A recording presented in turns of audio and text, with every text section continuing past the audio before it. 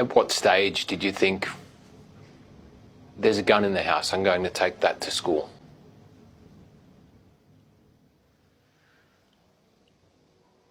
About 2 weeks. Wasn't exactly 14 days, but I come home from school one day and I got tired of being picked on, and I decided that, man, I gotta do something. I need to stand up for myself, and I threw the duffel bag that I used as my locker against the wall, and it caused the gun case to rattle, and I decided that I was going to take the shotgun to school.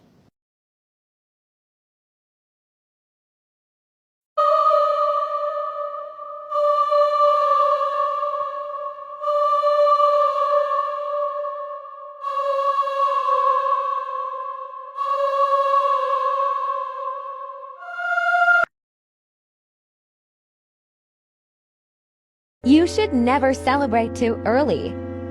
Peter Bayek Sangzula. This footballer scored a goal in overtime that won the game. Once he scored the goal, he started to celebrate. He did a side flip, and when he tried to do a back flip, he landed on his head and broke his neck and spine. He died instantly on the field.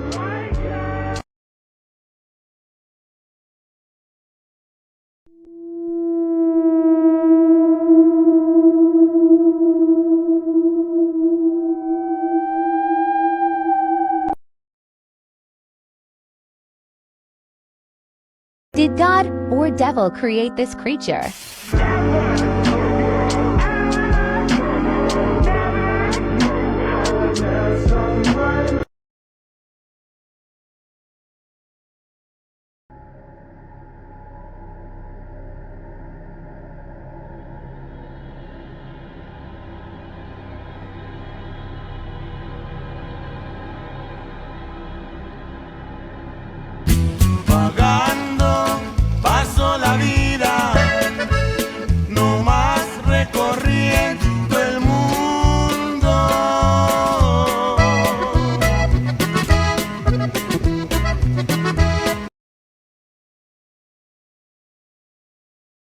I'm going first. Oh, no, go first. I'm about to take a picture of it.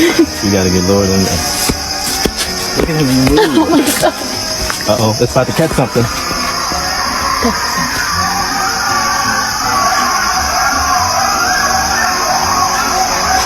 Y'all ready to go back?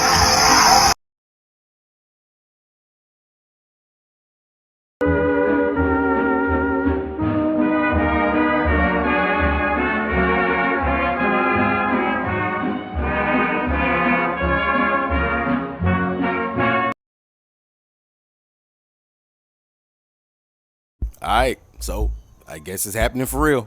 Winnie the Pooh Blood and Honey. We have an official poster, people. Let's check it out. Yeah, like this is real. Like they doing this for real. Bro, when I first heard of the movie, bro, I thought it was a joke. Nah, these folk dead serious. Supposedly Christopher Robin like grows up, goes off to college and like leaves Winnie and them in the forest, and then they like go crazy and start starving, and after that they just start unaliving people. And if you're wondering, how are they getting away with this legally? Technically, Winnie the Pooh is in public domain, so nobody owns the rights to the character. So technically, that means anybody can make a Winnie the Pooh project, and they can't get sued for it. Like, if ruining a person's childhood was a poster, it would be this. Like, who wakes up one day and says, you know what'll be crazy? Let's make Winnie the Pooh a psychotic killer. Even the tagline is wild. This ain't no bedtime story.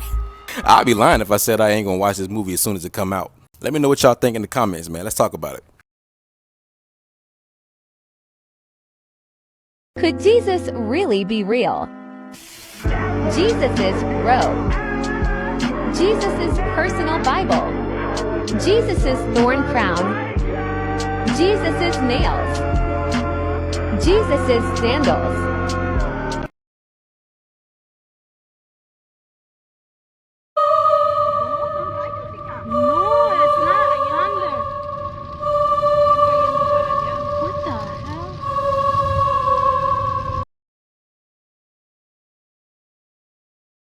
This is said to be the most scariest movie on Netflix. Do not watch if easily scared. A new movie on Netflix came out called Incantation. It's about a mom who awakens a curse that starts to torment and haunt her daughter. Now, this movie has been making rounds all over social media, saying it's so terrifying that no one can watch it all the way through without skipping parts of it. And the people that do watch it all the way through have said they got very sick or nauseous by the end of the movie. Well, tonight we are going to watch it live on Discord at 9 p.m. Central Time and see if the myth is true. Click the link in my bio to join.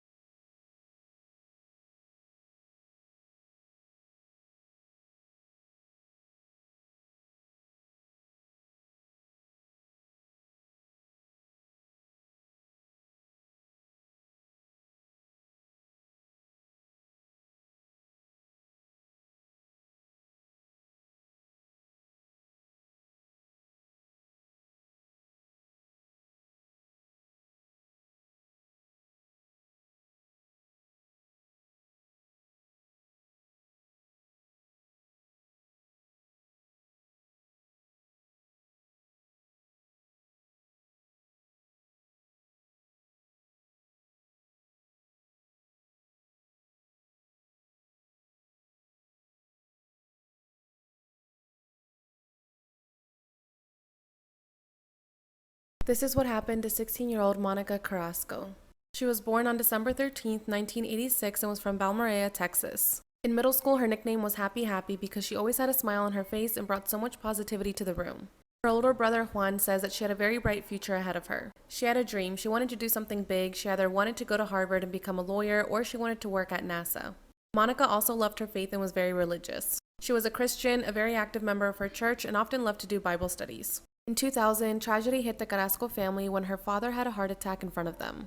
When the paramedics arrived, they tried to do CPR on the dad, and it was very traumatizing for Monica and the rest of the family. Unfortunately, he didn't make it, and this really impacted Monica because she was very close to her father and she adored him. Monica was dealing with the loss of her father as best as she could, but unfortunately in 2003, she was hospitalized by her mother after losing 50 pounds quickly. She had also developed an eating disorder called anorexia. Her mother was trying to find a treatment center for Monica, but unfortunately, no treatment center would take her since she was under 18 years old. Monica was pretty upset with her mother for having hospitalized her.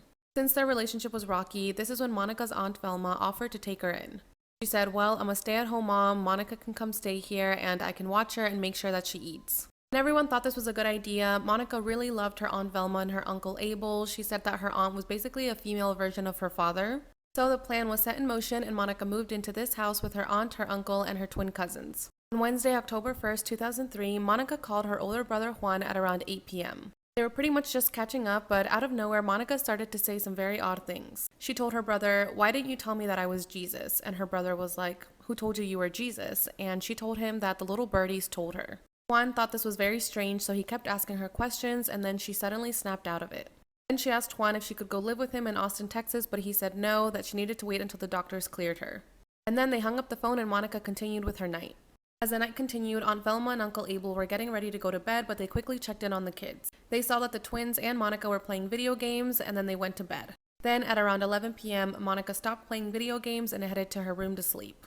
However, the twins decided to stay up a little bit longer, but at around 1:30 a.m., they finally decided to go to bed, but they quickly stopped by Monica's bedroom to check in on her. They said they saw Monica in bed, sound asleep. Later that morning on October 2nd, Aunt Velma woke up and went to go wake up Monica. When she went inside Monica's bedroom, she realized that Monica was gone. However, she didn't immediately freak out. She thought that maybe Monica had gone on a morning run, or maybe she had gone to the garden outside to pray. However, she realized that Monica's running shoes were inside the room, and she also checked the garden and Monica wasn't there. This all occurred at around 7:30 in the morning, and it wasn't until 2 hours later at 9:30 a.m. when Aunt Velma told Monica's mother that her daughter was missing. Police arrived to the scene and they checked Monica's bedroom, but everything seems to be in order. Most of Monica's belongings were there, her shoes, her clothes, her socks, everything. The only things that were missing were Monica's nightgown and her Bible. Okay, part 2 is up now.